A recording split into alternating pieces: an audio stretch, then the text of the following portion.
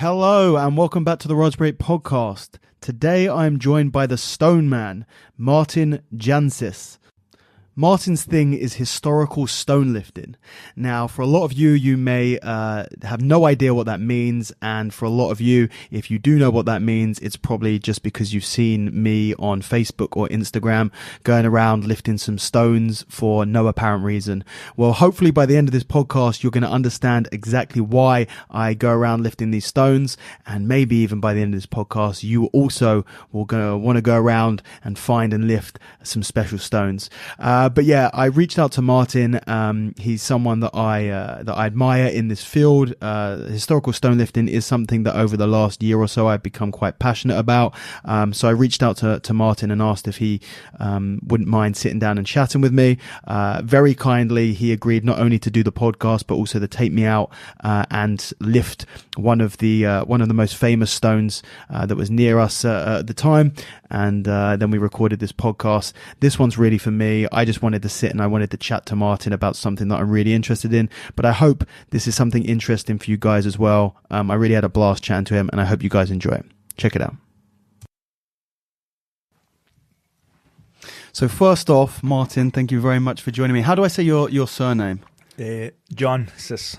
Jancis. It's spelled Jancisc. Yes. But the C's are silent. Okay. So it's just pronounced Jancis. Okay. Jancis. Yeah. Martin Jancis, aka the Stone Man. Do you prefer to go just by the Stone Man? I'm getting used to that now, yes. I'm getting used to it. I'm really, really looking forward to this. I'm super appreciative of you replying to me and agreeing to do this podcast. And we just came back from lifting the Bravenstone. Yep. And that was really an incredible experience. And I really appreciate you taking the time out to do this. So thank you very much. My pleasure. It's a pleasure to be here and it's an honour to be asked to come on the show. Because I've been looking at your previous videos and it's all the videos I've seen so far have been really good and you're doing a good job. I appreciate that. So it's quite an honour to be amongst everyone. Yeah, well, likewise to sit down and chat with you. We'll get straight into it. I want to know how, because this podcast is for me. This is a lot of the people listening to this are going to be people coming from a jiu-jitsu background, and they're unlikely to know who you are, or some of them will be unlikely to know who you are. I don't care about them. I personally wanted to sit down and chat to you because I'm passionate about stone lifting, and you, like I say, usually it's a metaphorical thing, wrote the book on stone lifting, but you literally wrote the book on stone lifting, which is an awesome book as well. Yeah, it was myself and Dr. Bill Crawford, who was a good friend of mine in America. He was a man who I think of like a brother. Yeah. He's taught me a lot over the years as well, and especially when we made Stoneland in 2016. Yeah, we were sharing the room together, so there were a lot of conversations. I knew him before that, just through speaking through emails. Yeah, but it was the first time we met face to face. Oh no, in fact, we met the year previous when I went to lift a stone. He was lifting a stone with Peter Martin, but then because I was good friends with Peter, he asked me if I wanted to come along. So I met him then, and then a year later we did Stoneland, and we spoke so much about it, and I actually learned quite a lot from him as well. So let's quickly, because you mentioned it, talk about Stoneland. Now, for those who haven't seen, I knew about the stone lifting beforehand, and when Rogue created Stoneland, it was I immediately started watching it, and I watched it about 5 times since then. For those who want to, you're the one that's watching it, but lots of people have. It's a really beautifully made documentary about the Stoneland. There's 3 of the series. Yes. The Levantadores, I think it is. The Basque stone lifters, Spain, yes. The full Sturker, which is the Icelandic, yes. And then the Stoneland, which is the Scottish. Well, you had the Spanish one, the Basque stone lifting, then you had Stoneland, then the Icelandic one. And I know they've got more planned, but I'm not sure what they are yet. But. So just talking, firstly, if anyone is interested before, after, or during listening to this podcast about stone lifting, go and watch Stoneland, all 3 of them. They're amazing documentaries and really well made. How did that come about? Well, what it was, Stoneland was made in August 2016, but a few years previous to that, Terry Todd and John Todd, They were over in Scotland and with Bill Crawford and David Webster. And then I met Peter Martin, who was the historian of the stone lifting. Yeah. Who taught me a lot about the stone lifting sites and the history about them. And of course, Charlie's no longer with us, but I'll try and carry all this on in his memory. But they met him and they were so intrigued with the stories that he was telling them. John and Terry and Bill went back to America and spoke to Bill, who is the owner of Rogue Fitness. Yes. And then they agreed to make a documentary about the stones. Yeah.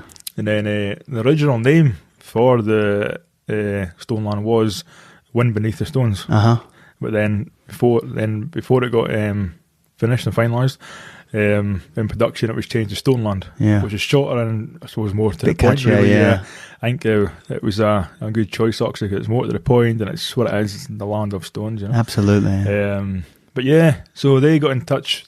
They were in touch with Peter Martin, and then they spoke to Rogue Fitness, and then Bill Crawford emailed me and asked if I wanted to be a part of it. Because I had the Facebook page going at the time for the stone lifting, historic stone lifting. And then we just took it from there. I spoke to Terry and John on the phone a few times over in Texas.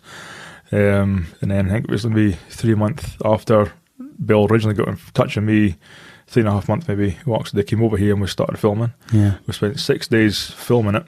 And I went, they were like the money behind it. Yeah. And then I went round Scotland and got all the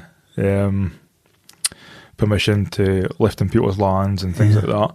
And then I helped come up with the plan, what we're going to do, because I know like, the best places to go and stuff, especially in a short amount of time or one stone after the other. What's close and what's far away from each other. Yeah. So it all came together pretty well. Oh, it's fantastic. I really do advise people to, whether you're interested in stone lifting or not, I think once you watch that, suddenly you're going to be interested in stone lifting. Well, it's all about the Scottish culture as well. Yeah. I mean, you've got the Highland Games are there as well, the stone lifting. It's kind of trying to bring everything together. Yeah. You've got the pipe bands playing throughout and stuff. Yeah. And you've got the amazing scenery in Scotland that you see all through the documentary. Absolutely. 45-minute long. It turned out really well. Yeah. But I mean, it was down to the film crew as well. Because I mean, the best documentary could be made by the best people in the world at their sport or whatever. But if the film crew are making it on it up to scratch, then it might not turn out very well. Absolutely. So my hearts go off to the film crew who actually filmed the whole thing and put the whole thing together. Because they did a really fantastic job. Came out really well. Yeah, they did. But I'm interested for now let's start off with how you got into strength sports to begin with. Or I don't know, do you have a background in powerlifting or any other strength sports apart from stone lifting? Well, in 2011, I think. Well, I've always been interested in strength. I've always been naturally strong. I was a baby, I was a young kid, and I was always lifting the heavy bag of shot when stuff as a little kid, and that. And then moving things about in the garden and stuff all the time.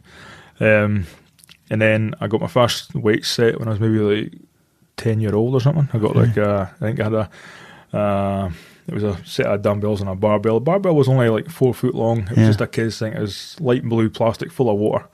And then the Christmas after that, I got like a York bench and a set of York plastic sand-filled grey weights to go with that. So everyone knows those. Everyone had them when they were a kid, right? Yeah, I had them for one Christmas, and then then of course I started buying the magazine with Arnold Schwarzenegger and Lou Ferrigno and such. It was called Iron Man, but it's no longer published now. But I started getting them, putting the posters up on the wall and stuff. Yeah. And then try to idolise these guys. But then I've kind of trained with weights on and off over the years, because it was always the biggest thing was always learning to do it properly. Where I lived in a small town called Dufftown, there was nobody else kind of really into this. Folk were lifting weights and stuff, but they just did it as a pastime. Didn't really want to take it serious. And then there was nowhere I could really go to learn or learn from anyone. So I kind of struggled quite a lot as a kid trying to learn all this stuff. Yeah. But it wasn't until later on when I grew up and then I left school, when I started taking things more serious. And then, because I started working in construction when I left school, I started working for a roofing company, Slater in Thailand. And then worked with them for 2 years as a labourer, or a year and a half as a labourer. And then I got an apprenticeship. And then there was only 4 of us working in the company at the time.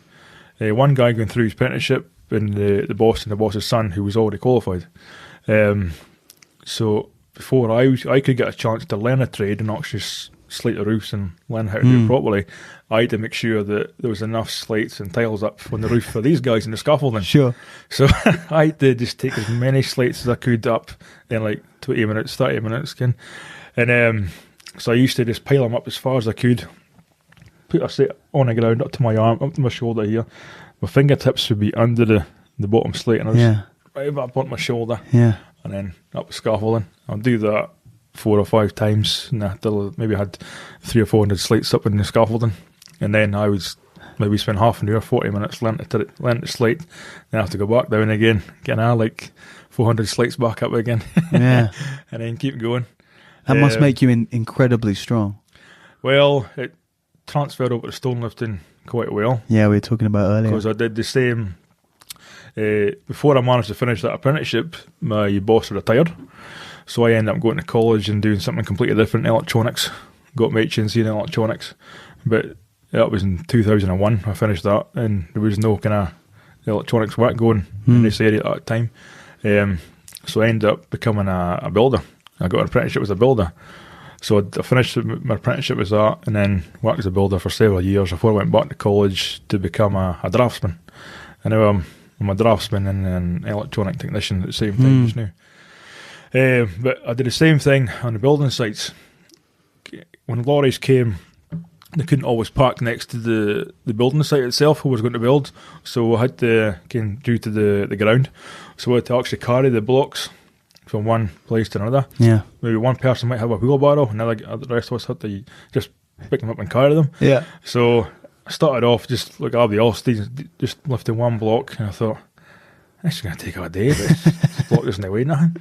So then I started lifting 2 blocks and thought, I'll just put it on my shoulder, and then I end up with 3 and then 4 blocks. And then everybody else is just sticking with one block back and forth, so I'm just picking 4 blocks off onto the pallet up on my shoulder. I hope they're paying you 4 times as much. I wish they did. Yeah, but it's the same thing. I put the blocks on the ground and then I stand over them. Yeah. It's really just the same stance I take for stone lifting. So I think everything from the construction site translated over to stone lifting. You didn't realise that you were setting yourself up for a life of stone lifting. I was actually training then, but like you say, I never realised it.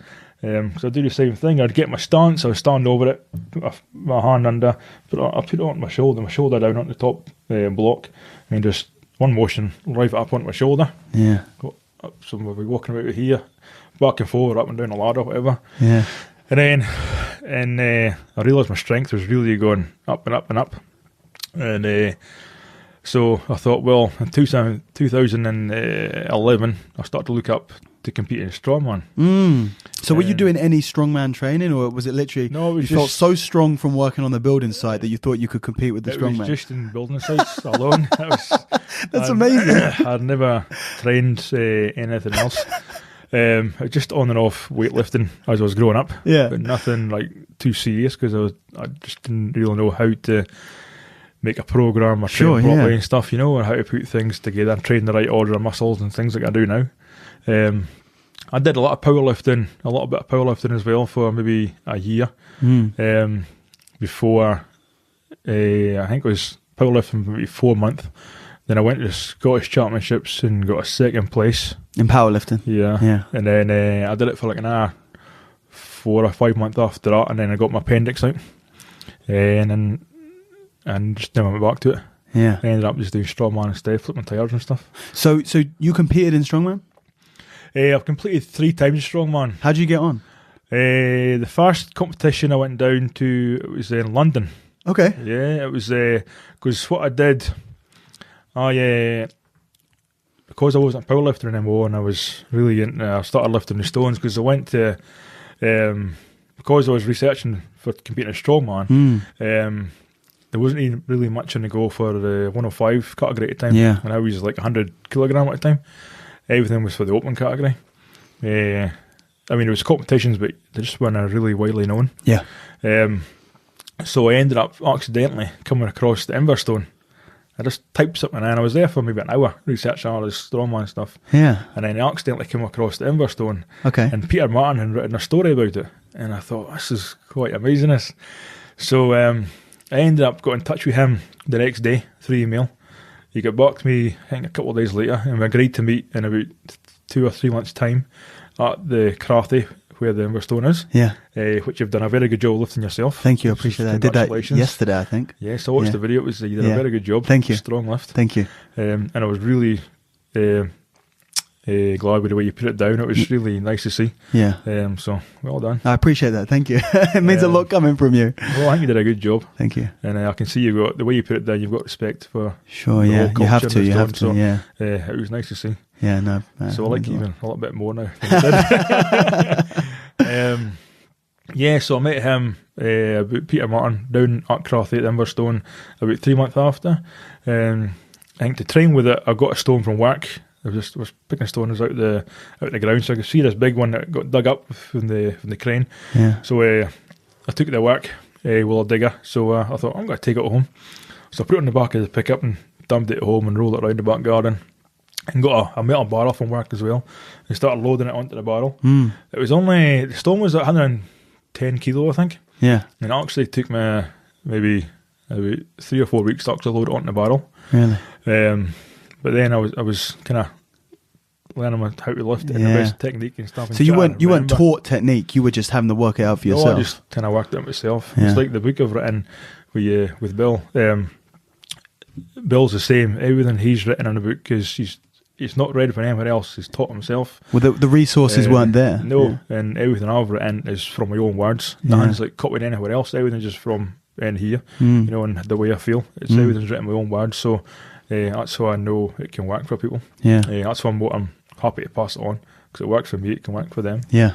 But so I trained with that stone, 110 kilo for, again, about 3 or 4 weeks. And then I went down to the Inverstone, and all I wanted to do, what was like 8 kilos heavier than Inverstone is. So all I wanted to do was lift it on my lap and see if I could maybe stand up and have it maybe as close to the chest as I could, you know. But as soon as I picked it up, I stood up, it came up here, it was quite high up my chest, and straight away, without thinking, it just rolled up on my shoulder. I didn't aim for it, I just wanted to pick it up and see if I could stand up with it. This is very disheartening for me. because I picked up the Inverstone. I've done it, I lifted it 4 times now on 2 separate occasions, and it's very dense, isn't it? It doesn't look that big, but it's very, very dense, and it is very heavy. And you pick it up and you can get it to chest. And when I did it yesterday or the day beforehand, my goal second time around was to try and squat it. And I got it into position. I'm like, I'm not squatting this thing. It's just too big. To imagine someone picking it up for the first time and by accident rolling it all the way up onto their shoulder is very sad to hear from for me. Well, apologies.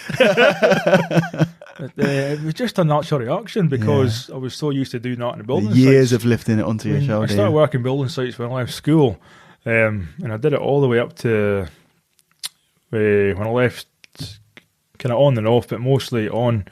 There was only a few years that I wasn't working in building sites. I was working in factories because building sites were like taking a plummet and there was no work going ahead. I was getting paid off and stuff.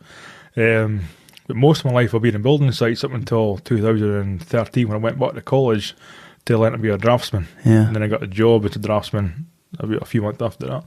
And then I worked as a draftsman for 2 years. And then with the same company, I'm now doing electronic engineering. Well, electronic technician.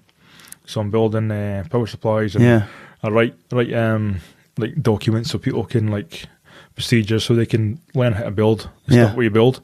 And then I check over like draw and check over like wiring diagrams and stuff like that. Yeah. So it's a big change from the building sites. Sure. But the building sites gave you the power to just throw the Inverstone up like that. The building site's not somewhere I want to go back to. I mean, there's nothing wrong with it. It's a really good job, and we need builders and construction people or life Yeah. would be 100% different. Sure. So there's no way I wouldn't put it down in any way, but it's just not something I want to go back to. Sure. Because when I was at school, when I was born, I had meningitis when I was like 6 weeks old, and I almost died from that. Wow. Because my mum and dad were coming in for Aberdeen to see me, Yeah. and then one day they got a phone call from the hospital saying I was going to die, so they had to come down and see me. Well, they still could. And they called in a priest to give me my last rites and stuff. Wow. But then, no, I pulled through and sitting here with you now. But for years, that gave me a lot of complications. Yeah. And I was born with one kidney as well. So that kind of gave me complications as well. So I was on like a lot of medication when I was younger until I was maybe 7-year-old. And that kind of made me very drowsy and stuff, especially at school. So my school life and work didn't go as well as what it could have, because I was started off on these tablets and stuff. And back when I was a kid, the education, it's not like it is now. The teachers give you time. Yeah. But when I was a kid, if you weren't at the top of the class or the top 5, then you're just thrown in the corner. Yeah. Totally got on with it. Same with high school as well. So it wasn't until I left school that I actually then went to college for the electronics. I gave myself an education. Because even when I finished college, the last 3 months of my college course, the lecturers went on strike for more money. So I had to end up finishing the course myself. Really? I passed it, but it was a lot of work because they all went on strike. There was one lecturer to go around to everyone, and there was no time to go and see him because he was seeing somebody else all the time. Yeah. So I ended up giving myself really an education. And then I went back and forth to college a few times just because I enjoyed learning, and I knew that I could take things in and learn more and more. So engineering now is as close as a passion is to stone lifting is now. Sure. So now we just want to keep learning more engineering things, electronics and robotics and stuff. Yeah. And eventually I'm got right at booking it. Wow. But that's why I don't want to go back to building sites, because engineering and electronics is my life. Yeah. And again, without it, it wouldn't be the same. Yeah. But if it wasn't for that, I would still probably be in the building sites, maybe working for myself. Yeah. Throwing things onto your shoulder. Yeah. But without the building site for them years, I've got to be thankful for it, because it gave the strength. Yes, because it gave me the strength to be who I am now. And because I'll be able to achieve what I can achieve, I've managed to break all that down and teach it to other people. I go to America. I've been to America 3 times to teach it over there now. I'm back again this September, maybe in October as well, I'm not sure. And I've been invited to go back every September until I've had enough, I suppose. Just to teach stone lifting for 3 days. It's a lot more people are doing stone lifting in America these days. Yes, it's very big in America. Yeah. That is now why I'm planning starting an online coaching business. Wow. So I can coach people from here but over there, so I can do it online. I'm hoping to get that going in the summer. I'm just going to call it, because I'm known as a Stone Man, I'm just going to call it Stone Man Fitness. Yep, that works. It's me. Yeah. I'm just going to break everything down and teach them. Then I'm going to start an online course, fitness course for a personal training quite shortly. So once I've done that, I'll start teaching more strongman and like bodybuilding and stuff as well, nutrition. But I'm going to start with stone lifting, of course, just now. But to get back to that question about strongman competitions. Well, we went back to let's go back to the Inverstone, shall we? Yeah. So you pick up the Inverstone, you throw it on your shoulder. Who did you went with, Peter or? Yeah, well, I met Peter Martin down there. So what did he think of you when you picked up the stone for the first time and put it on your shoulder? He was loving it, yeah.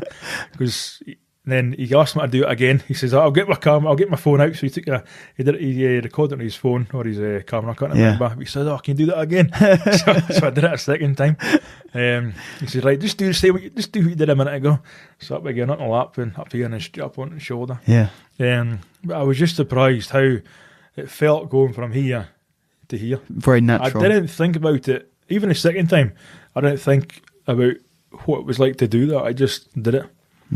But especially the first time I lifted it, when I was up here, I didn't even try and do it. I just kind of went. Yeah. It's just because all the years lifting blocks and stuff in the building sites. Yeah, I need to be practicing more. I need to do a lot more shouldering if I want to be getting that up there. There's a lot can be said for physical labour. Yeah. Oh, yeah.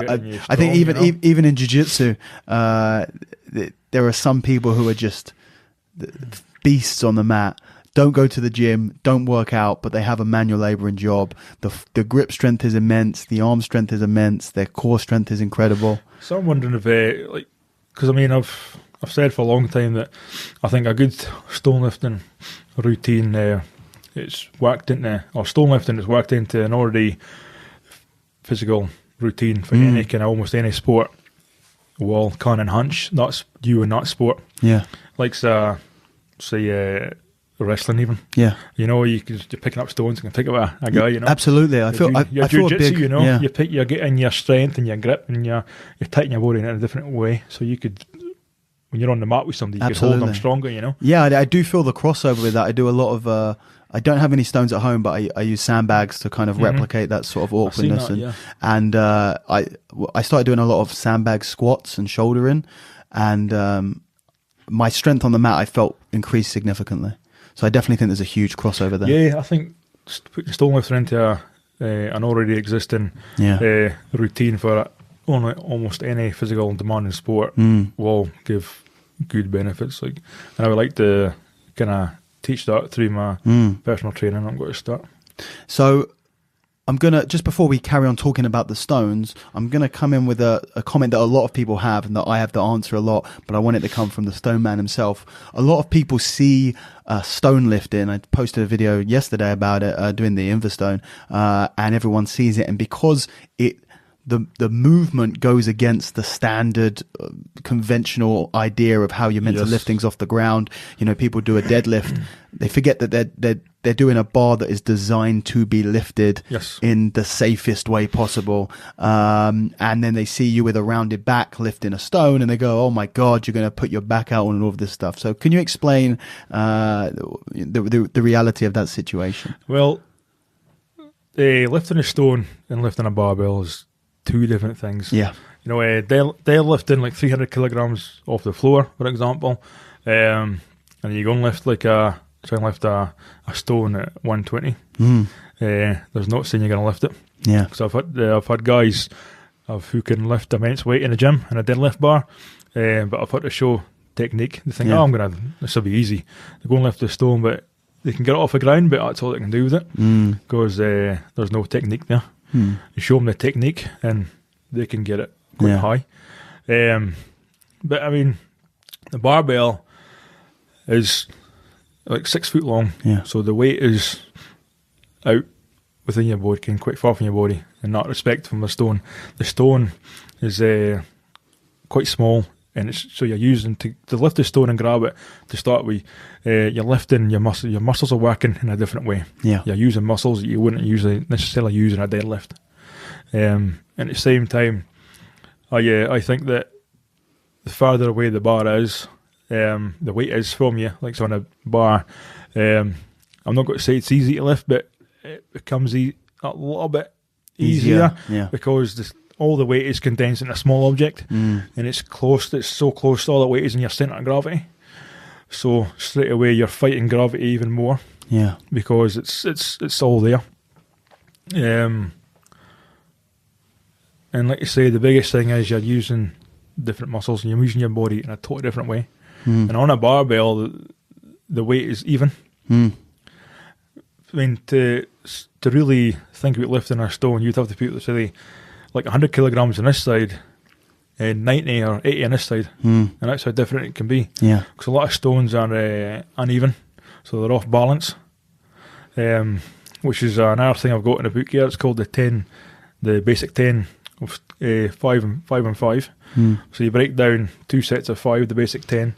The 5 characteristics of a stone, which you've got your size of the stone, you've got the shape of it, because it could be wider here, narrow here, and then you've got the texture. If it's a smooth stone, it could be 100 kilograms, but it might be harder to lift than a stone at 120 kilograms because the 120 kilogram stone's got rougher texture, so you can grab it. If the other stone at 100 kilograms is smooth, your hands are wanting to come away from it, so it makes it a harder challenge. And then you've got the weight of the stone, and then you've got the balance. so the stone is off balance. So sometimes some stones are off balance, but it could be quite a similar amount of kilos on one side to the other. So you're putting more pressure on one side of your body than the other side, which you'll never do that in a gym on a barbell. Yeah. So your muscles, your body's working in a total different way. I think the ultimate test of strength is lifting a stone. And we all do it. But for me, lifting a stone at 1.5 times your body weight, for me, is my ultimate test. So have you done that? I assume that you have done that. Yeah. Your body weight is what, 105? 104 just now. 104, yeah. So 150, 60 kilos. Yeah, well, I'm lifting a stone just now in the garden of a concrete block. It's 174. Yeah. I've not took it off the ground. Yeah. I've got another block. It's 155. I take it off the ground and do a few reps with front squats. But the other one I've got set in a wooden pedestal that I made, and then I squat down and put it on my lap, and I just stand up with it that way until I get because it's quite the block is quite high, so you've got to have a kind of wide stance, and the technique is slightly different to lift it, because when you lift it up, kind of like start with the stone lift, there's always a bit of a row, and with it being so high, the concrete block, it hits off the side of your legs, so it's actually quite hard to get it over the knees. Sure, yeah. So there's now I've got it on just on a plinth there, and I just squat down on my knees and just squat up and do it. Yeah, it's 174. Wow. And what about people saying that you're going to hurt your back because you're lifting with a slightly rounded back? If you don't, your back is just as straight as it can be. Exactly. Well, this is why I say you cannot lift a stone with a straight back. No, because you've got to come over the top of it. It's impossible. Yeah. A barbell, a deadlift, yes, because you're squatting. Your backside can be quite down low to the floor. Yeah. You know. So with a deadlift, it's different. You straighten your back before you lift. You know, you straighten your arms. Make sure your arms are straight. Yeah. Straighten your back, head up, up you go. You can't do that with stone.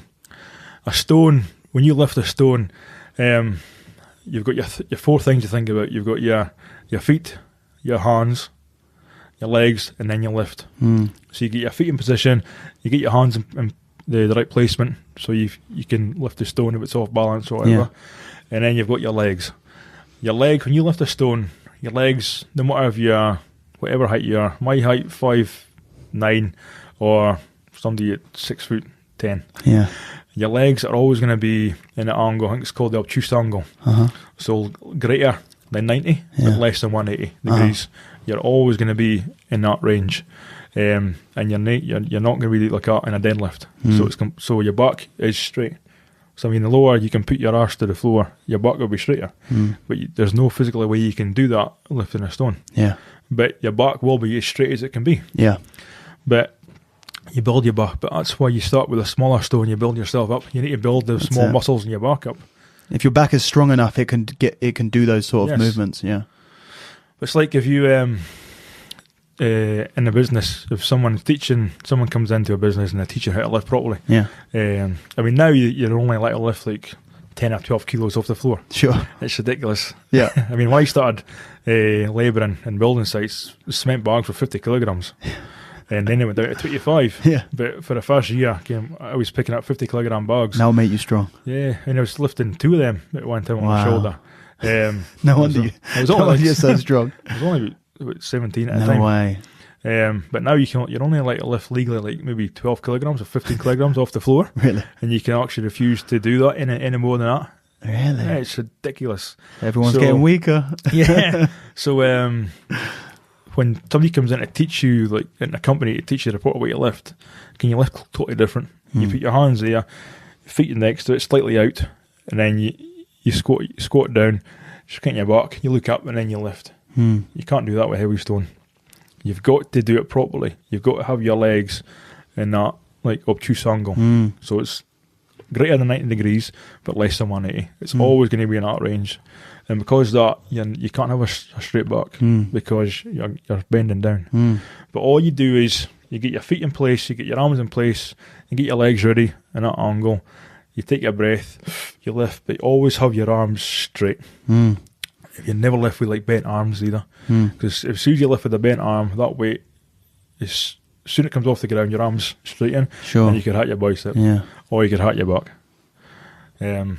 So it's completely two different things, lifting a barbell to lifting a stone. It's just all about the way your muscles are working, and then the condensity of the weight itself. It's more against gravity in a way, but it's all that weight is against your centre of gravity, personally. So it's a lot hard. It's just harder to lift. Oh yeah, there's no doubt about that. No doubt about that. That's why I think put into a stone lifting routine into an already physically demanding routine for a sport will give a lot of good benefits, make you stronger all round. Yeah, I definitely, I completely agree with that. Let's go back to the Inverzone. So before we talk about the Inverzone specifically, you lift this stone, you make 2 incredible lifts to shoulder, which very, very few people are able to do. You'd never lifted a stone before, or a historic stone before at the very least. How did that feel? And it must have given you a huge urge to continue to do this and find other stones, because obviously now you are the Stone Man. So that was the beginning point, right? Yeah, 2011. I'm sure it was November. But since then I was hooked. Really? Ever since that day, yeah. What was it about that moment? And obviously I've done it, I know. But I want you to describe, what was it about lifting that stone that made you fall in love with the sport? It was just being a part of something great. Yeah. It's the whole culture that goes with it. I was thinking about what I read online as I was driving down to the stone. We met Peter Martin. We actually went into the pub across the road at the time, just for a Coke, because I was driving. We went across the road, and it was actually going across the road and up to the gate and actually seeing the stone. It was an unreal feeling. Yeah. Just seeing like a piece of history. It's like going to a museum and seeing something from the World War or from back the Roman area or something like that, you know. But then you get to be part of that history. Yes, so as soon as you put your hands on that stone, that's part of that history forever. Yeah. But actually seeing the stone and walking over to it and standing over it means just as much to me as actually lifting the stone itself. It's just an immense feeling you get. Just being a part of something that's so special, because the stone has got so much history behind it, and so many hundreds of people have lifted it before you and will lift it. So you're a part of all that. And you talk about the history of the stone, so let's talk about the history of that stone and some other stones. So the Inverzone, what is the background of the Inverzone? It's got quite a few good stories. I'm sure. It was this is what I love. I love the legend, the myths, the stories behind. I mean, that's what makes them what they are. It's makes them so special. Like, that's why when you walk over to the stone and see it, it gives you a warm feeling, because it's just, you know, it's history. You've heard about it and now you're seeing it and touching it and lifting it. I'm actually there. Yeah. So tell me about the Inverzone. You got Donald Dinny for the Dinny stones. He got his name off the Inverzone. Yeah. Which is a story I quite tell often. I quite like to tell, because Donald Dinny's father was a stonemason. Yeah. And he was quite a good stonemason. He actually had 2 labourers, because one labourer couldn't keep up with him. He was just going And then, of course, Donald worked with him before he went into Highland Games and stuff as well, as a profession. But there was a guy, Robert Dinny, Donald's father. He was working in Crathy one time, building a wall or something. I think it was a stone wall he was building. And a guy came down from, I'm sure it was Skye. He was working in Manchester or something, but he was wanting to go home for the recession at the time or something like that.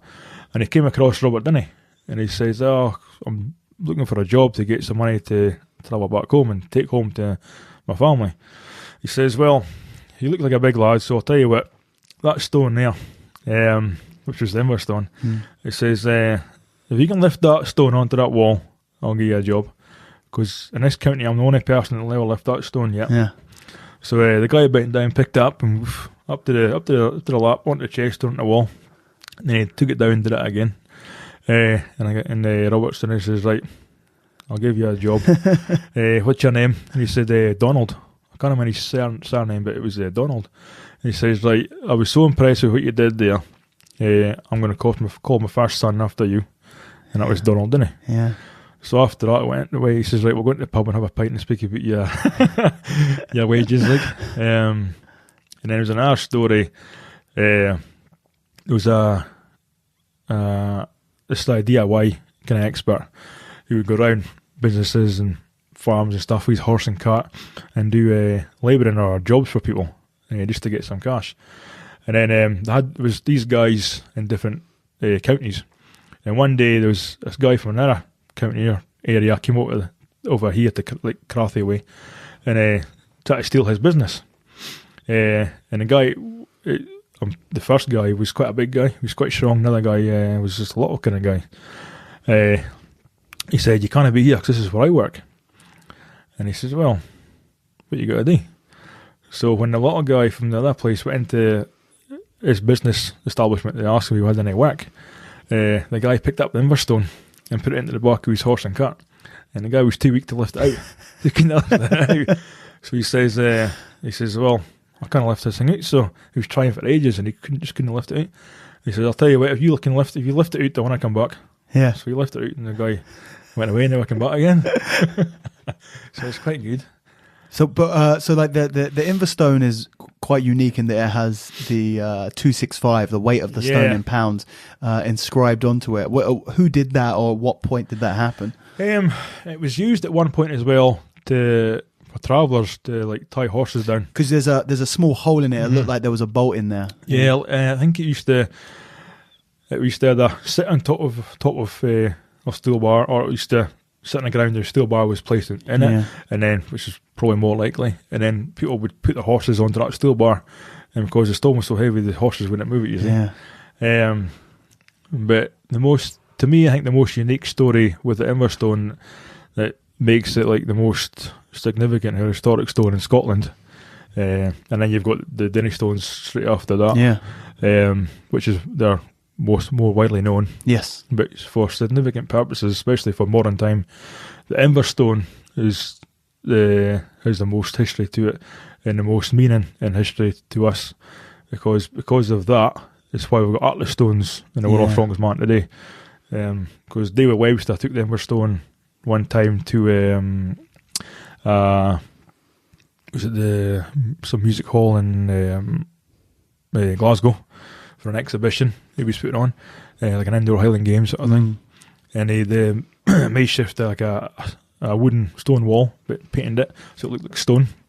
And they challenged the crowd to come out and lift it onto the stone wall. It was only a handful of people came out and could even budget.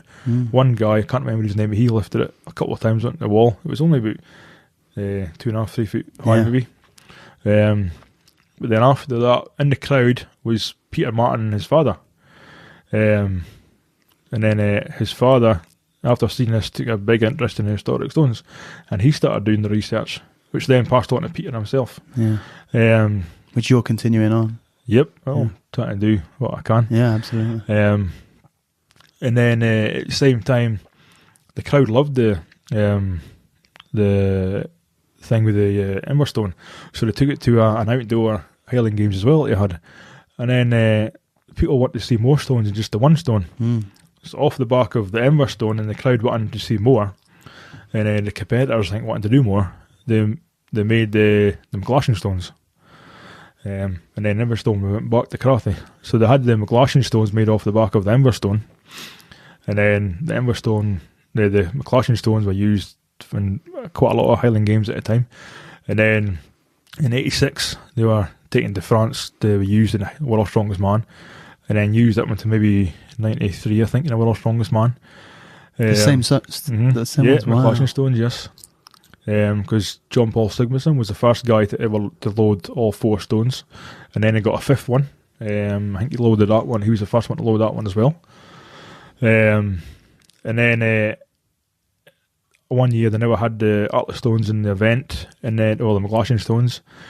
And then the year after, I think it was, or was it a couple of years? It was maybe 95, 96. They had introduced Atlas stones. And I think they were called Atlas stones off of Atlas himself, the god Atlas. Yeah. So then, off the back of the McGlashan stones, they made Atlas stones for the World's Strongest Man. And that's sort of the most symbolic event in all of Strongman. So it wasn't for the Inverstone, Wow. We wouldn't have any of that. I did not know that story. Yes. And then you've got Charlie the Elephant with his Arblair stones. Yeah. But he got the idea off of that from the Galatian stones. Yeah. So even that Charlie wouldn't have made them if it wasn't for the Inverstone. So the Inverstone David Webster taking the everything. Inverstone to Glasgow, yes, for exhibition. Kicked off this thing that culminated in the Atlas stones being what they are today. Yeah, well, I go out and visit David in Glasgow every few months, 2 to 3 months. And one time we're speaking about it and we're talking about the whole story, and I say something, it's just like a chain reaction you kicked off. Mm. You know, it's just links to a chain. You did that, and Peter Martin's seen it, and his son followed on his work, and then you got the McClatchin stones, other stones, Atlas stones. Wow. No, it's just him taking, David Webster taking the Inverstone down to Glasgow that day. Yeah. For that event, kicked off a massive chain reaction. Yeah. Amazing. You know, and then it led up to even to myself going to lift it that day. Yeah. And then meeting Peter and then continuing all his work. So maybe if David never took it to Glasgow that day, maybe I wouldn't even be lifting stones now either. Yeah. So everything comes from that day. Wow. So if someone went back in time, and Change one little event, change that day, then none of this might be. We wouldn't be talking right now. No, might not have Atlas stones or anything. Wow. You know. So, it's pretty cool. So forget Back to the Future. So after you lift the Inverstone, the second stone that you lifted was the stone that we went to lift today. The Ravenstone, yes. Yeah. Yeah. It was that would have been March 2012, because I remember I got my appendix out in 2012 in February of that year, and it was only a few weeks later I went to lift the Inverstone. The Ravenstone. Yeah. Because Peter had went to visit it, but then I think he lost his way, and then he couldn't asked find me, it. Yeah, because he took you wrong direction, which I did to start with as well. Sure. But then you're lucky it's relatively close to where you live. So I think after maybe 40 minutes, I found it. I think I went down the wrong road for about half an hour, came back, went on another road, and then seen a churchyard and thought, right, that's it. And then the heart started pumping. Yeah, this site we just visited this morning is really spectacular, irrespective of a stone to lift there. It's the ruins of an old church in this big graveyard surrounding it from, what'd you say, the 1400s?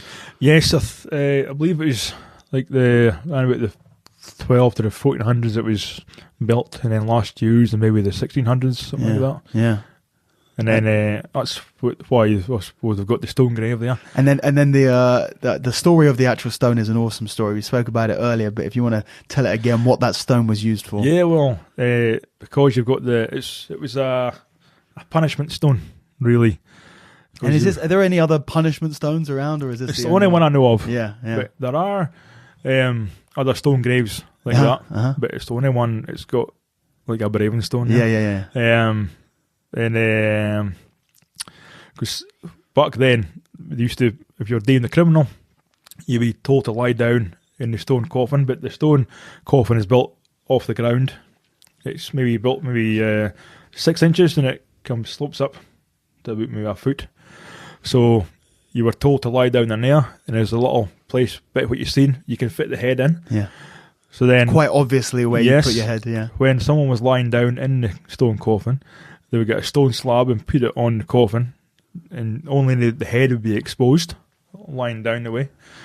And then the braving stone would be then being put on top of the stone slab for extra security. Yeah. Because, maybe if the stone slab's there, you can maybe inch it away and you can get your hands in place, but not with the braving stone on top. Yeah. So as people would go into the church, they would see them sitting there and I think, oh, a criminal. So they would spit in them, pee in them, anything, Now you think about it, the stone we are lifting today was probably cursed by so many criminals, thinking this goddamn stone that's lying on top of me, everyone's shouting at me and throwing mud at me and pissing on me or whatever. And and do we know what so that would have been maybe 1500s? So that was, something like that back then. So a huge amount of history with that stone. Yes. Yeah. I mean, even back then, they're about to have lifted it for a bit, or just to see if they could lift it off the ground or something. Because a lot of the lifting stones around Scotland were part of, belonged to clans, or would be used to show that you were strong enough to maybe join the army or to prove your strength. Yeah, a lot of them were to sort out like arguments and disputes. Yeah, I love this. Yeah. It's like there's the two stones. There's the one in Wales. There's a wall that separates two farms. Yeah. And farms are always bickering about something. Yeah, always, because again, they've got their cattle, they've got their cattle. They go to market. What are you doing again? Yeah. So there's always an argument there between farms somewhere. But these two farms are only separated with a stone wall. And they had the stone. I think it looked something like the Braven stone, or the Dalwhinnie stone that you're going to visit later. Mm-hmm. So what they would do is, if they had an argument, like the people that worked in the farm hands or whatever, instead of going fisticuff and knocking each other out, so they couldn't work the next day, provide for a family, blah, Sure. blah, blah. What they would do, they would lift the stone over the wall and put it into the next farm, and then he would have to lift it back, and he would lift it back again, and back and forth, until one of them was no longer capable of lifting the stone up over the wall, and then the other guy, the one that couldn't do it, was the one that lost the argument. And they say, right, you win. Do you imagine just going down to that village and randomly there's two jacked farmers, these two guys who are giving each other funny looks, but they're both absolutely massive because they've been spending, super stubborn guys just lifting this huge stone back and forth. And you've got the, it's a really good story, and I mean, we should do it today. It would be good today, no? Yeah, absolutely, yeah.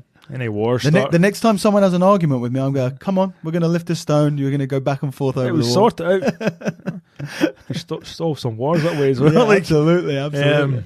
But you've got the two stones in Glenroy as well. The Glenroy stones, they were used for the same sort of purpose. Yeah.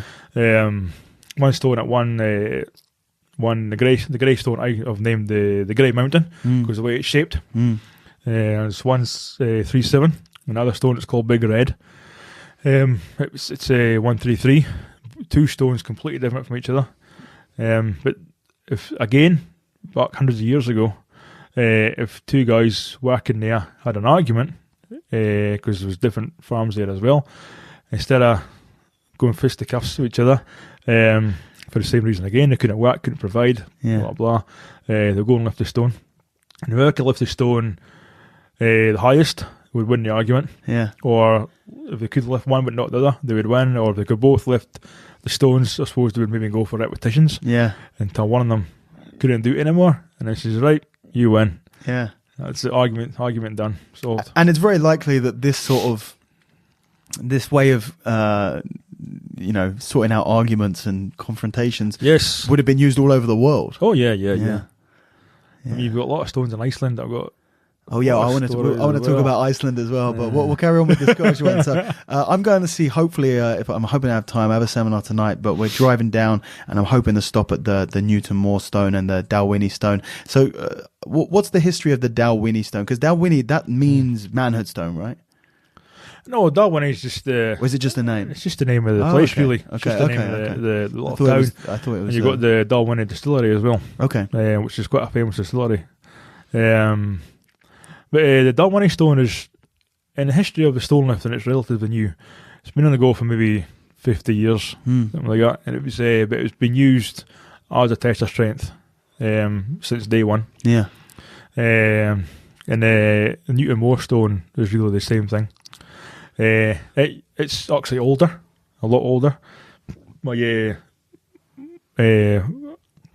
from the history, been used for hundreds of years because it's on what you call an old coffin road. Yeah, it's where before cars and stuff, if someone died, they would put them in a coffin and they'll have a track they would follow. Then it was called the coffin road. They would take the coffin here and carry it. A group of men would carry it from here down to the church or the gravesite.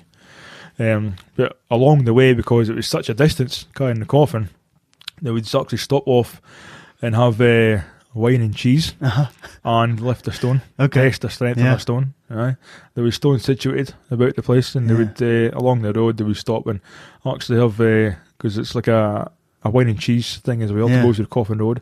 But they would have the stones sitting there and test the strength with the stone. So I have to go and grab some wine and cheese on the way to the Newton Moore stone. So they would test themselves to give him like a change of pace to break up the day for him, see who was strong, who wasn't. Yeah.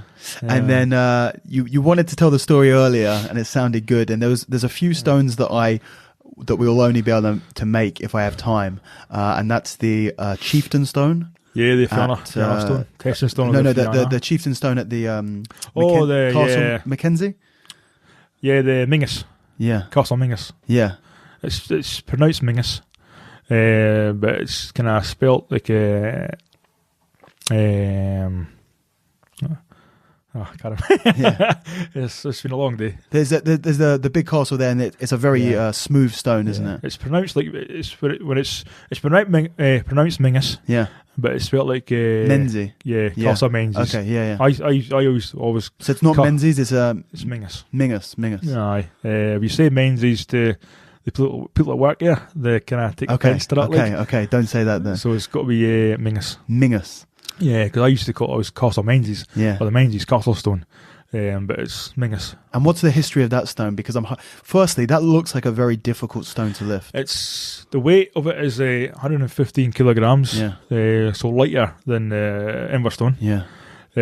But to lift it, it's like 150. Really? It was so smooth. Doesn't sound good. Might have to drive past that one. But the castle itself is a really great location. Yeah. It's good to go and have a look at even outside the castle, even if you go in or not, you know. But the stone itself, it's like lifting a stone at 150 kilograms. Really? It's just so smooth. It's like a... Really? Yeah, like a table. Yeah. Honestly, it is. You've really, with that one... You've got to be squeezing in. Yeah, you've got to use your forearms on your biceps. You know, you're really squeezing. You could... It's like that one is like an atlas stone. Yeah. With the Emberstone, the more it's like a squashed atlas stone. Yeah. With the Emberstone, the more you put your hand under, the less grip you've got, because when you put your stone, because the stone is shaped like that, getting rounder. The more you put your hands under the Emberstone, the more gap you're creating between your palm and the stone. Sure. So you want because you want your palm to be the pressure point of the stone. You just want your fingers to be under the Emberstone. Yeah. Because of the shape of it. Yeah. So if you put the Emberstone, if you put your hands right under, you're creating a big gap of air here between the forearm, the palm, and the fingers, because it's just the shape of it. So when you go to lift it, there's no pressure point, and your hands will come away from it. That's why you lift it with your hands more just under the sides of it. Yeah. But like an atlas stone and the Castle Mingus stone, you've got to get right underneath. You've got to, because it's so smooth. If you have your hands at the side of it and just under the side, your hands will come away. There's no grip at all. So you've got to put your hands under as far as possible. If you can touch your fingers together and do it, you've got to put your hands under that stone as far as possible, because it's so smooth. And not only just push in with your palms and your forearms, your knee, put your biceps into it as well. Everything, squeezing your chest up and up it goes. Yeah. Use everything you've got. Okay. It's just so smooth. Yeah. But that's why, which makes stone lifting such a unique thing. Natural stone lifting. They're all different. Yes, no two stones are the same. They've all got their own challenge. Yeah. It's like the two stones in up in Grantlands Bay, the Okonak stones. One is 100 kilograms, and it's kind of sort of shaped like a little bit like the Braven stone. Another one is 130 kilograms. But if you can go and lift a good 150 kilogram atlas stone, there's no saying you're going to get that stone at 130 because it's off balance. The shape it's a weird shape. Yeah. It's smooth. It's quite hard to actually find a good palm position on it. It's a very difficult stone to lift, but it's a fun challenge. Yeah, so there's no two historic stones, natural stones the same. They've all got their own challenge. You've got to test yourself at each stone. It's like there's two stones you're going to visit later on today. Yeah. You've got the Newton stone at 101 kilo and the Dalwhinnie stone at 102 kilo. They're completely different. Yes. Yeah. The Dalwhinnie stone is a really good stone to lift. Yeah. I would recommend that to like a beginner lifter kind of thing, as long as you can lift a good atlas stone. I would recommend the Dalwhinnie stone as a good beginner lift because the stone is well shaped. It's a good texture to it. It's well balanced. It's a really good stone to lift. The Newton stone being a kilogram lighter is a more difficult lift. The shape is weird. And finding a hand position can be quite awkward as well because you think you've got a good hand position, but because the weight is off balance, it's not spread evenly. Yes. You pick it up and it can roll back or forward. Yeah. So then you've got to adjust your hand position. You could have, instead of being in the centre, Yeah. you could have one hand here, one hand here. Again, it's just where you find that hand position. Yeah. But 3 people could go down and lift that stone. Today, me, you, and someone else, we all lift it a different hand position. Yeah. But as long as we all stick to the basic lifting technique, but we might all lift it in a different position. Yeah. You know. So now tell me about the Fianna. Yeah, the Fianna stone is it's like because this is a stone that is going to be, unfortunately, probably one we're going to miss out. But I'm very worried that once you tell me the story, I'm going to have to go and look it. So tell me about it.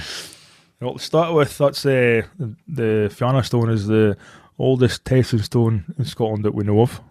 It's a bad start for me. It dates back a few thousand years. Wow. And it was used by the clan to as a test for young boys to become men and be eligible to be part of the clan's warrior part and fight for the clan. But they have to prove themselves to be a man first and not just still a boy. So they could, there was like 3 tests, and lifting the stone onto a plinth was one of them, the Fianna stone. And like I say, it's the oldest one we've got. Yeah. And that's actually my logo. Oh, really? It's logo. the Fianna. The Fianna stone, yeah. This is a picture that was taken during filming Stoneland. Yeah. And used that. That's the Fianna stone here for my how high is the plinth? The plinth now is only about maybe 6 inches from the ground, but the ground has been built up. So how high do you think it would have been? How high do I need to lift the Fianna stone to be a man, basically? Lift up to your chest. Chest, okay. Yes. Okay. And it's 127 kilos? Yes, 127. And how does that compare lift difficulty-wise to, say, the Inverstone? It's just a shape. Yeah. Because the Fianna stone, it's quite wide at one end and it tapers up. Yep. Like a point here. A lot of people, it's very flat at the bottom at one side, so a lot of people tend to stand upright like that and lift it from the bottom because it's a very flat surface. But me, I've always liked go for the wide. Yeah, I prefer that. So I tip it over and have the thicker part here, and it narrows down to here. So I've always got the thicker, where the most weight is against my stronger arm, which is my right arm. So I like to lift it that way. Yeah. Just the same as you would lift the Inverstone. That kind of position and technique. But it's a big difference because the way it is and all the weight. Is it much harder? On the side. It can be. Okay. Can be. I found it all right, but of course you did. You put the Inverstone on your shoulder first time, so we don't count what you feel. So the 3 tests to become a warrior in the Fianna was to lift the... Yeah, you had to lift the stone. I think you had to jump the length of a kilt that was spread on the floor. And I think you had to run as fast as you could and duck under a sword. Somebody was holding a sword out at arm's length. Yeah. And you had to go as fast as you could and be able to duck under it without getting hit. Okay. So that way you could do that in battle. Yeah. If someone was fighting, you could duck and yeah. You know.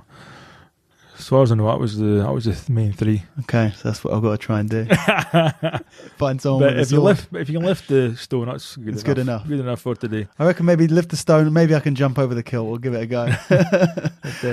So tell me the history of the stone though. Well, back then the plinth would have been maybe 3 feet or something. Yeah, I think it was just over waist height sort of thing. But it's just with all the ground being built up over the years for the farmland, it's down to about this height, about 6 inches. So when you lift it, I usually just roll it away from the plinth and lift it up, find a nice flat area, lift it up from there, and then put it back onto the plinth. Because you still want to put it on the plinth because that's where it goes. Yeah, that's where it sits. Yeah. But the Fianna themselves have got a big history. The only real history I know about the stone itself with the clan is the fact that it was used as a test of strength. So to make a boy into a man and be eligible to fight as a warrior within the clan. But then the clan itself has got an amazing history. One story goes... I've not told a story for a while, so I'll try and remember it. There was a guy who was... There was 2 clans had a big battle, and the chieftain, the Fiannas, got killed by the clan member. But he had a son. His wife just gave birth, and then the other chieftain from the other clan went to kill his son, the baby, because he couldn't come back and get revenge. Sure, that was the way it was back then. Yeah, sure, yeah. Which I suppose it still is now. Can you do? But then his mother gave like a servant the baby, and she hid him away somewhere. But the Fianna are known to be good warriors and really strong and big built and stuff. And he grew up to be quite a monster. He was the strongest person in the village where he grew up. And he was like the greatest warrior. He was good with a sword. But then his mum and dad at the time heard that the clan was still looking for him, because they knew that he'd disappeared, and this was like maybe 18, 20 years later. And they found out where he was living, so he had to move. So they said, right, go move on somewhere else. So he went moving about the country, and he came upon this a river, a creek, and there was a little cabin. And there was this guy in the cabin. He said, well, I'm looking for somewhere to stay for a couple of days. Can I stay here? And the guy said, right, okay, you can stay with me. But every morning I go out fishing for it's like a magic salmon. And seemingly if you get this salmon, like said a specific name for the salmon. But if you get it, it had magical powers, and if you eat it, you can know everything. You just get so smart. Yeah. So he said, right, I'll labour for you. So he said, but then one day, like a month later or so, the guy actually caught a salmon. He'd been fishing for a salmon for like 5-6 years, trying to get it, and one day he got it, and he said to the Fianna guy, right, go and prepare his fish for me. So he started preparing the fish, and he cut himself with a knife, and the blood of the salmon went into his cut, and straight away he became smart. Yeah. And then I'm not sure what happened after that, because he got the intelligence off the salmon, if it still went to the guy, I know, I'm not sure. But the Fianna warrior guy went and moved on, and because he was quite smart now, he started writing poetry and stuff like that. And then he knew how to start his own clan, and he went and ended up having a great big castle and his own clan, own warriors, and became like a big name. Everyone was feared their name, especially him. And then one day he was in the woods with his dogs hunting, and he came across this. The dogs came across this deer, a stag in the woods. But usually they always kill the stag, and so he can take it home and eat it. And one day they wouldn't do that. They were just kind of sniffing around it and stuff. So he knew something was wrong with the deer. Well, it was something different. So he took the deer home, and as soon as he walked from the forest into his land, the deer turned into a woman. And then she was supposed to became a deer because she was supposed to marry somebody, like a warlock of her village, but she didn't like him, so he turned into a deer. And then but because for some reason, as soon as she went to his land, she turned back into a woman. So then he married her, and they had a kid. And then he went off to war one day for a few weeks or a month, whatever it was. And then she went out with her son. No, she was pregnant. It was, sorry. Hadn't given birth yet. She went off into the wood to get some fruit or veg, whatever. And then she came across the wizard who was looking for her. She went and turned into a deer again. And then he went looking for her, but he couldn't find her for like 6, 10, 12 years. He was looking, and he gave up hope. And then one day he came across a boy who was being looked after by this deer.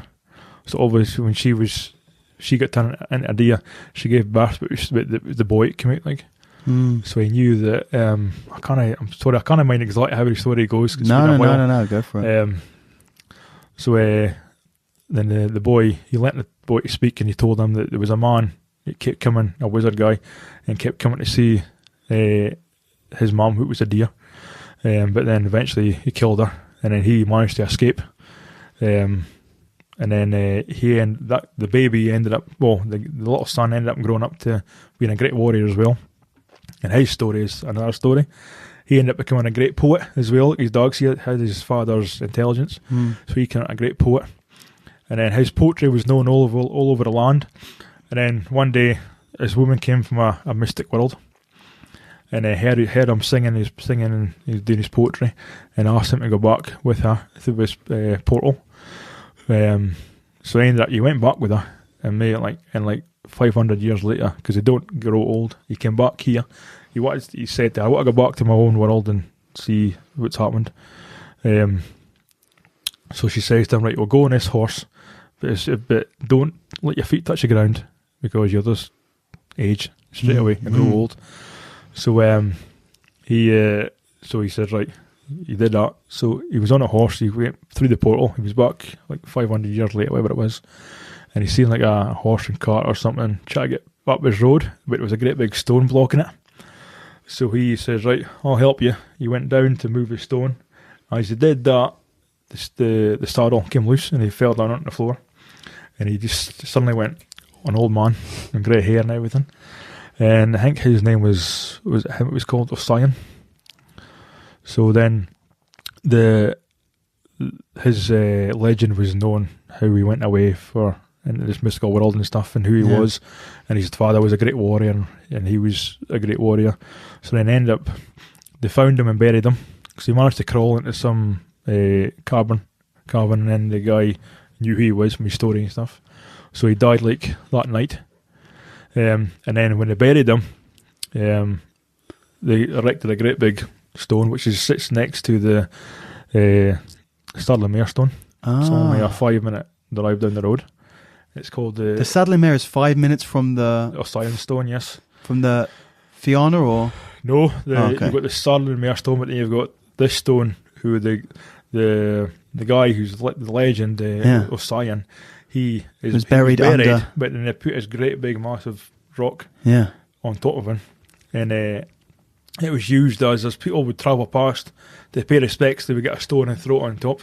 Yeah. So last year I went down and did the same thing. Yeah. I knew of it before, but I hadn't visited it. Wow. And because I was going to visit the Stirling Mare stone, I stopped off there and got a stone and threw it on top. Okay, I might do that. It's only a 5-minute drive from there. Okay. Along the same road. Yeah. You actually can't miss it. I've got a video, so I'll show you the video and the location on the phone. Okay. But basically, that's a story that I can remember. I should have wrote it down and thought about it more. No, it's cool. It's cool. But yeah, it's there. It's the Fianna. It's the history that goes with the Fianna. Yeah. There's a lot more stories out there.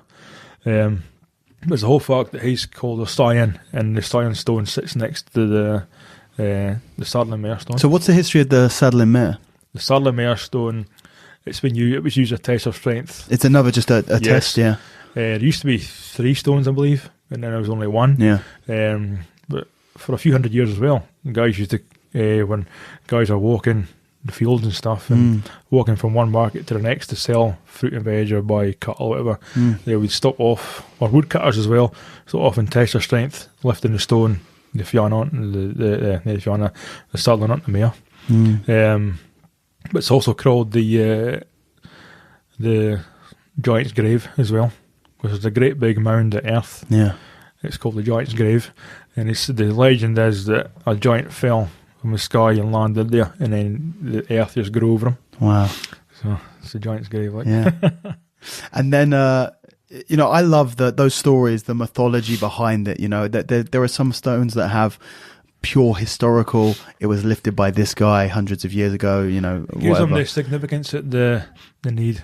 But then, the mythology and the mysticism through some of the stones, it may not be true, but there's this incredible story behind it. Makes them magical. Yeah. So another big place, the 2 main places where the stones are still where there's the 2 most significant places with stones is Scotland and Iceland.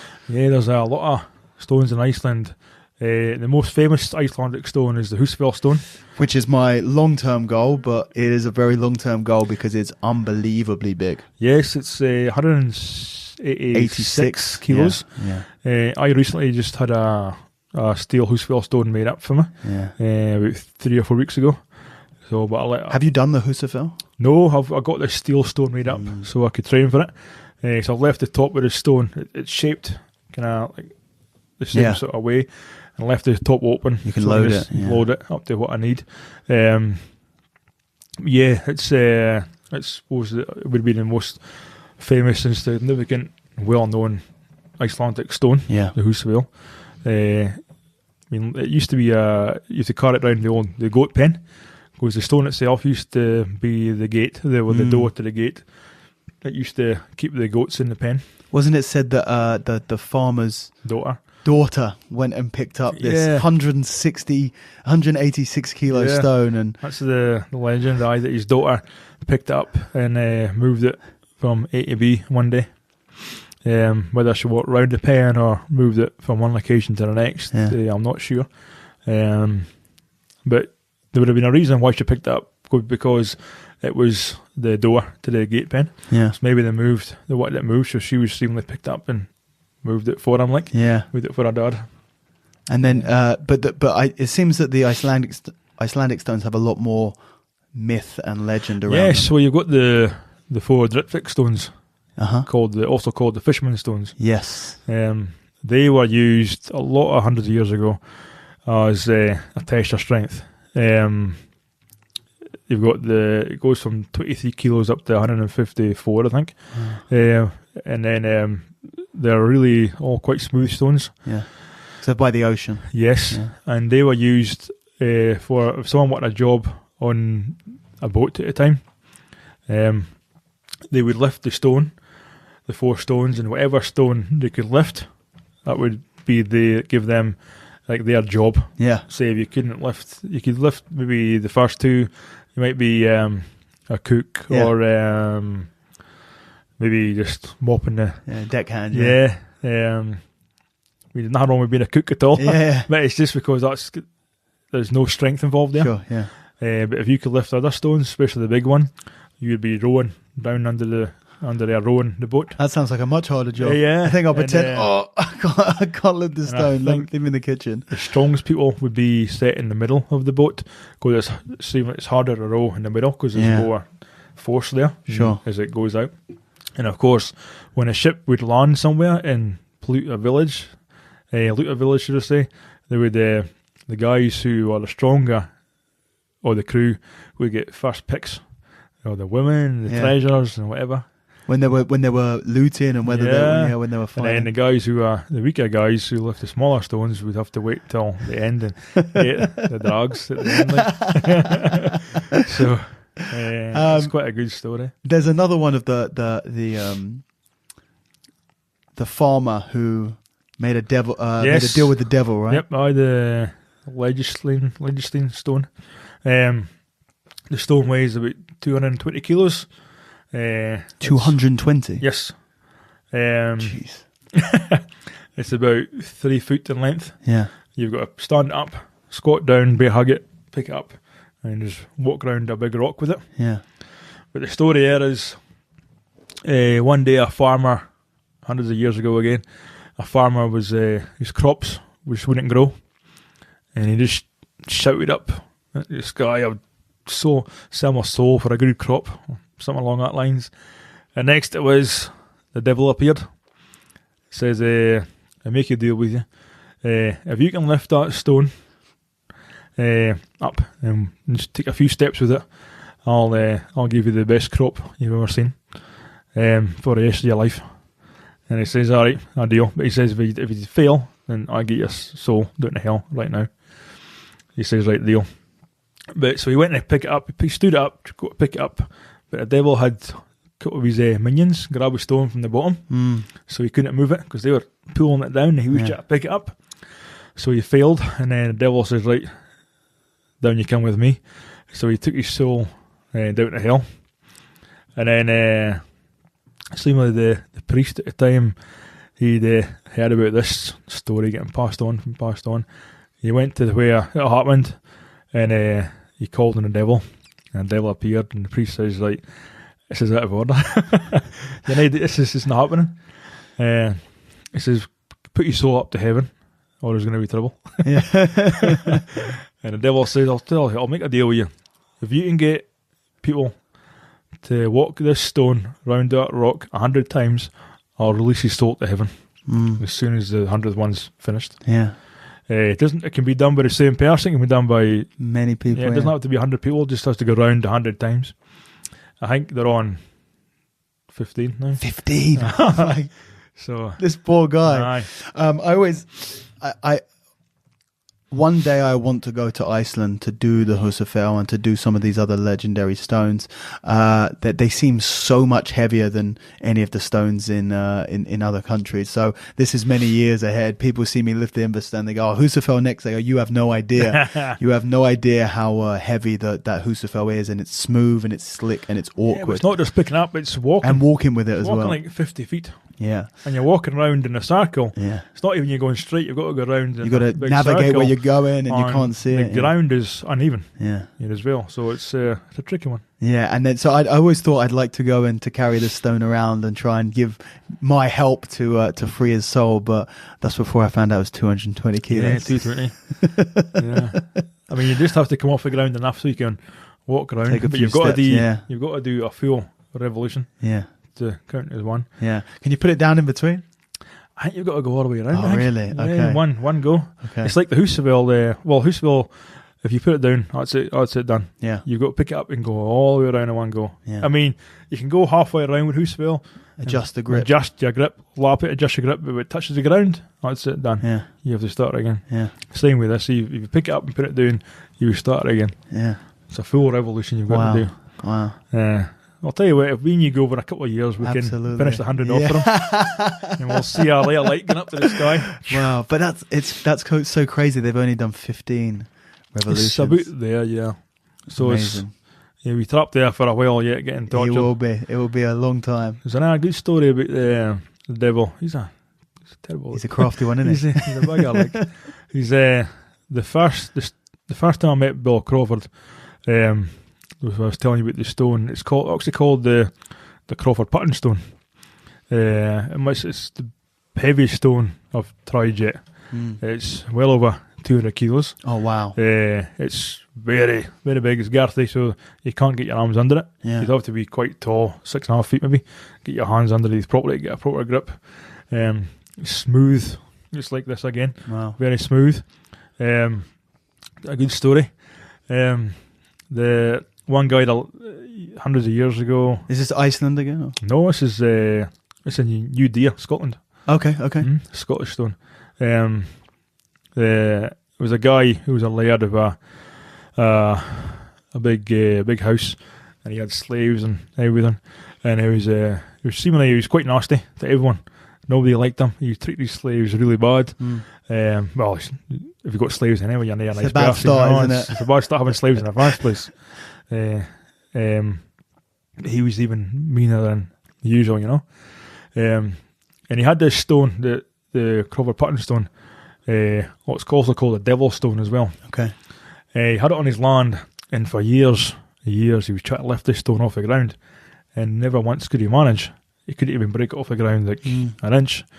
And of course this made him even more frustrated and more of a twat. And then one day he was looking out his window, right, and looking directly at the stone, and he seen this big guy, about 7 foot, come up on horseback. He got to the stone, he jumped off the horse, bent down, picked the stone up onto his lap and picked up his chest. Wow. Put it down and did it for a second time. Yeah. And then he just went on the horse and rode off again. Didn't even stop to look around, just on the horse and away. And then the guy seeing this became really frustrated, seeing someone lift it, especially that easy and that tight. He was so determined to get it.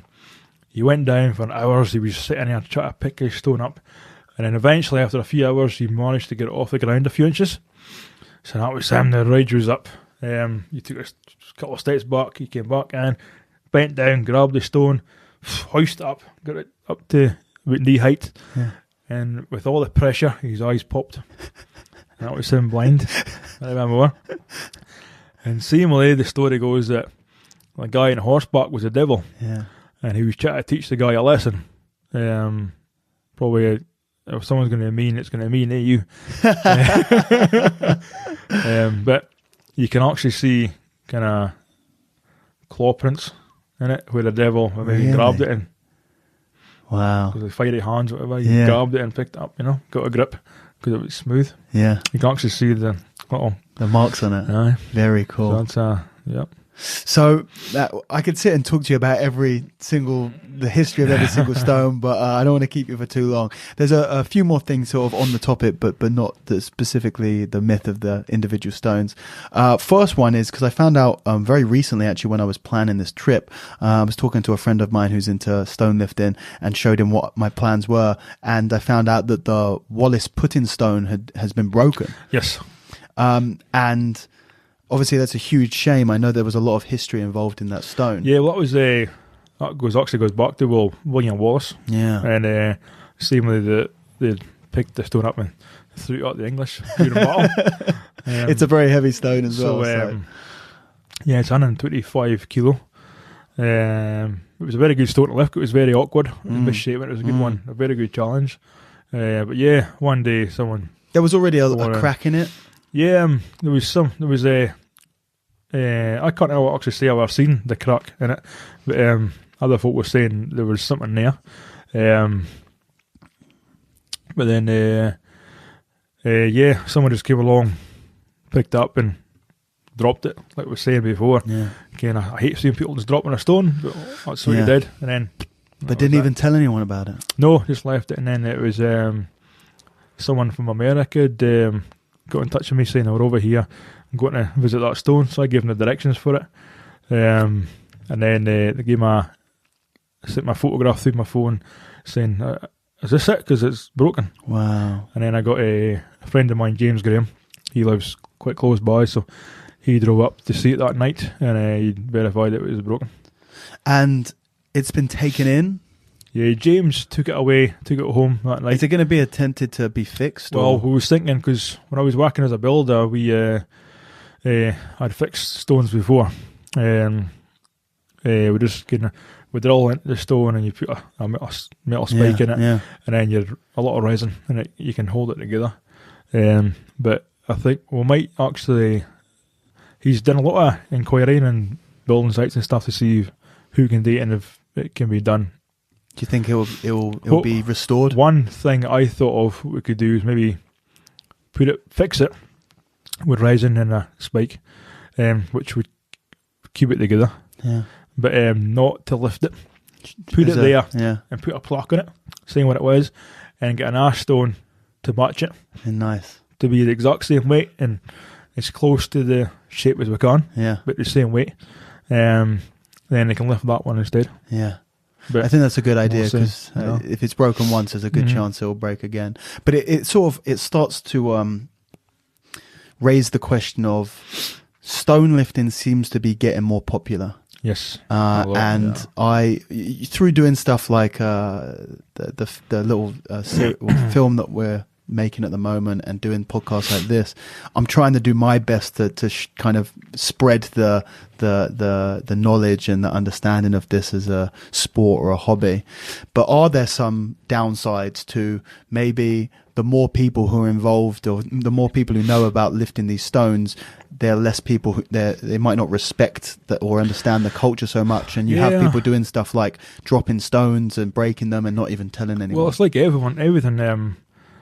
There's that in everything. I mean, people take part in powerlifting competitions or strongman, but there's a lot of guys out there that do it for the right reason. They do it because they want. It is who they are. Yeah. They've found a sport and it is who they are, and they want to be as good as they can be. But they respect the sport at the same time. There's other people compete just to say, I did that, I'm the best while I'm working. And you get that in everything. But you get that I've seen it a few times with the historic stones as well. People just going down just to say, I can do that, I'm better than you, blah, blah, blah. Yeah. But I've got no respect for anyone who does it just for the pure reason of the ego. The ego reason, and saying, I'm better than you, blah, blah.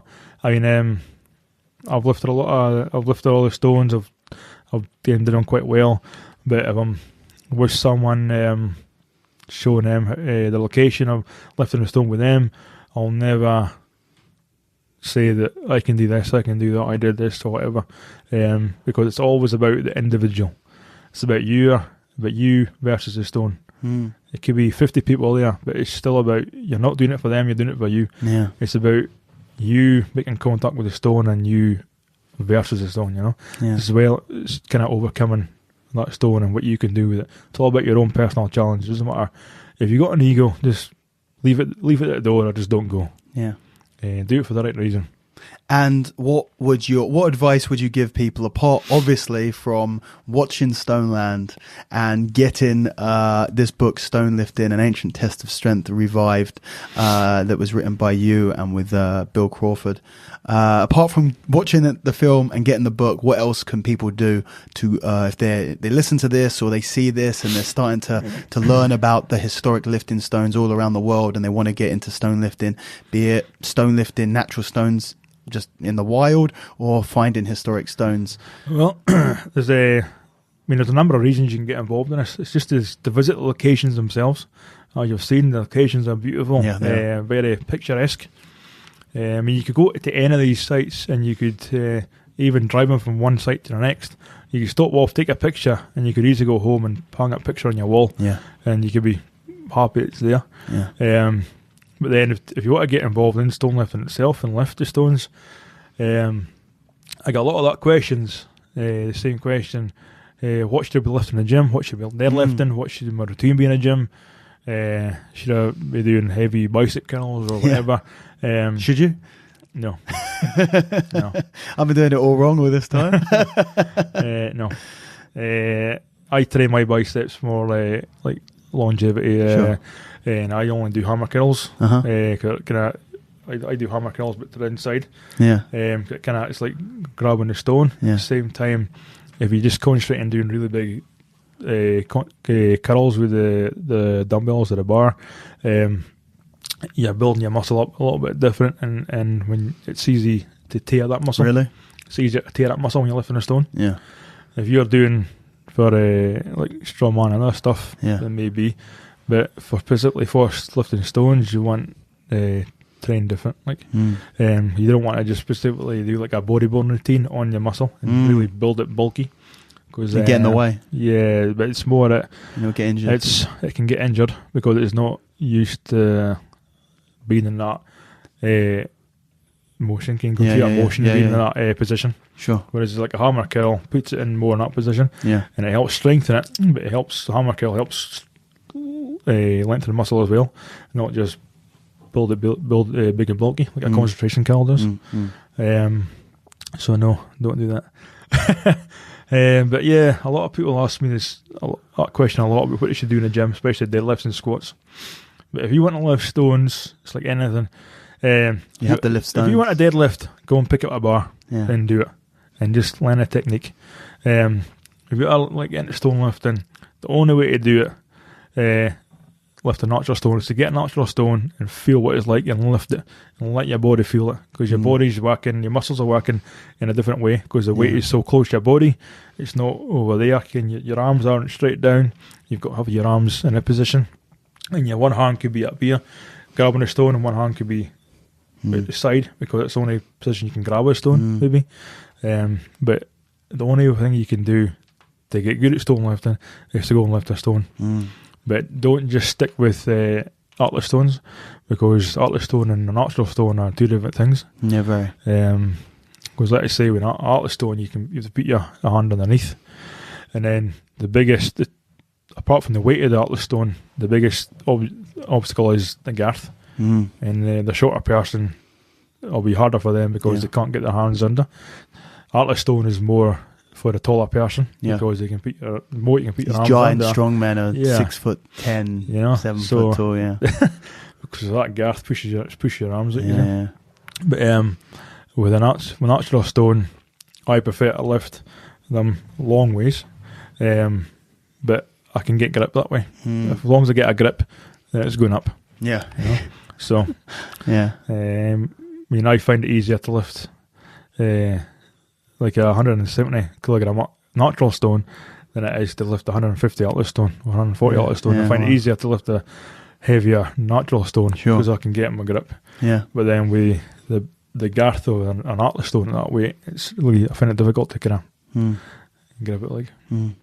And finally, we've spoken a lot about the past of strength lifting and how you got into it. What do you want to see in an ideal world for the future of stone lifting?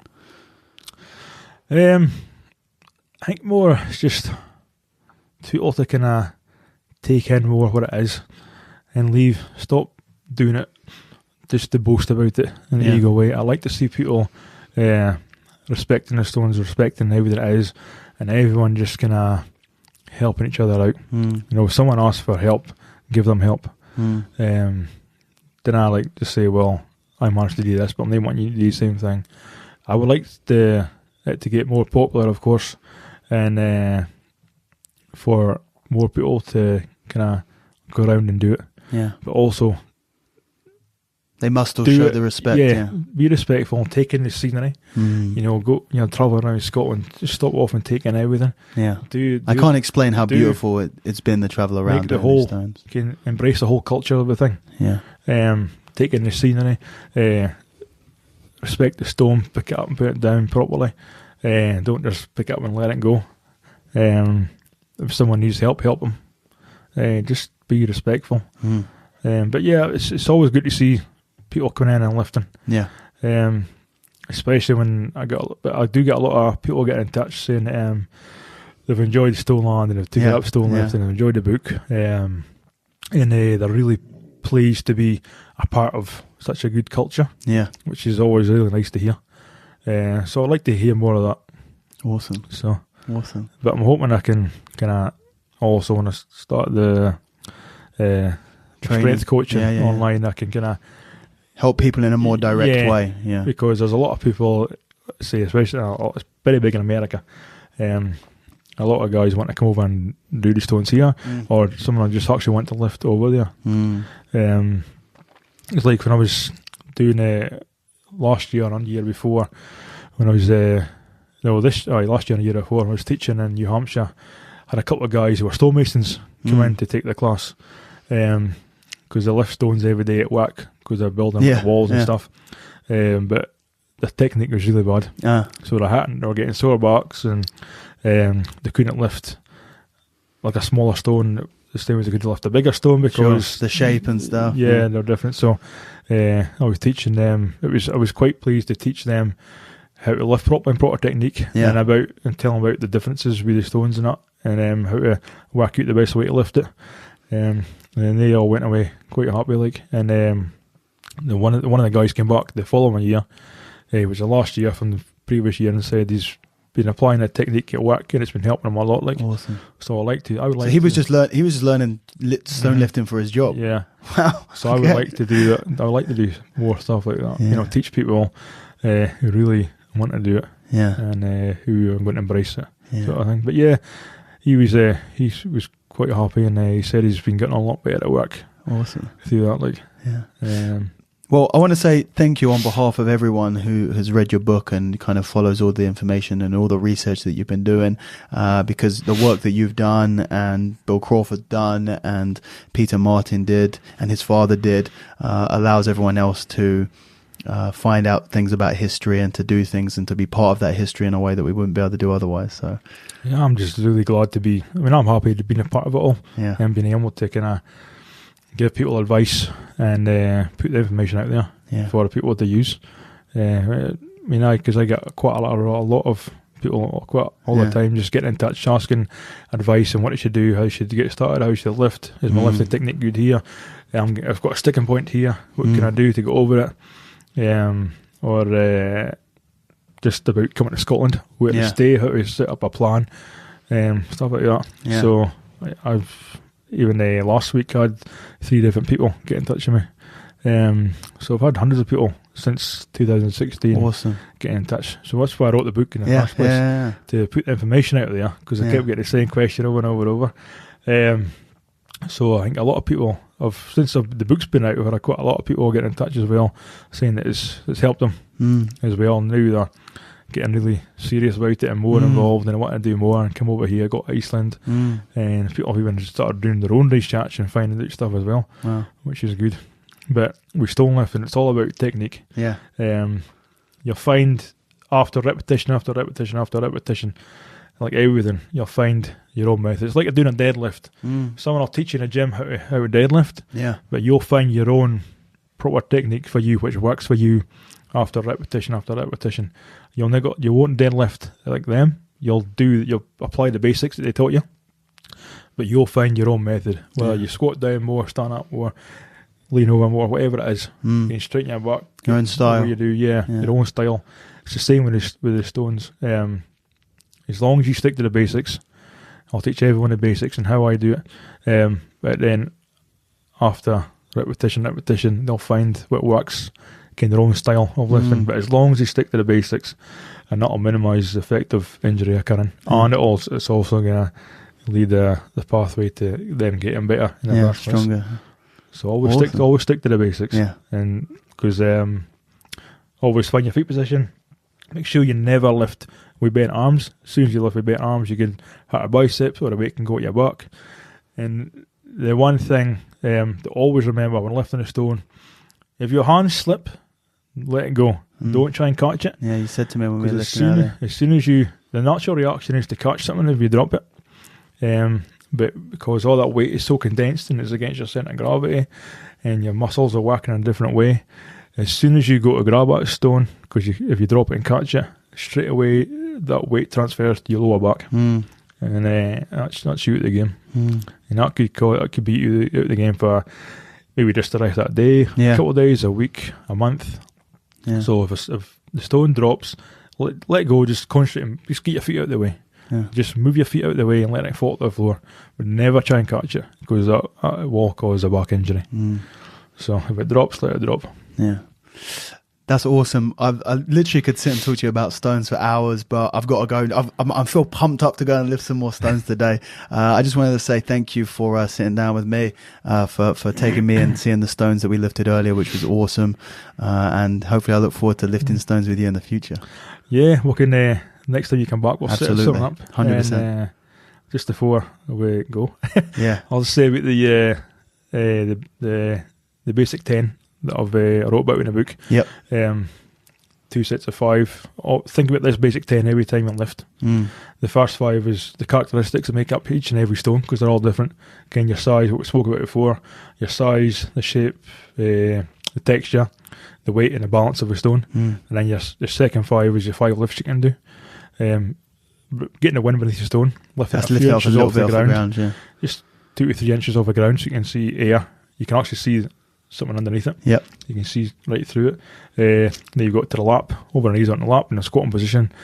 Number 3 is from the squatting position up to the starting position at chest height. Number 4 to the shoulder, and number 5 overhead. Yeah. So I gave the first 5 so you know what to look out for in every stone, so you can read what we call reading the stone.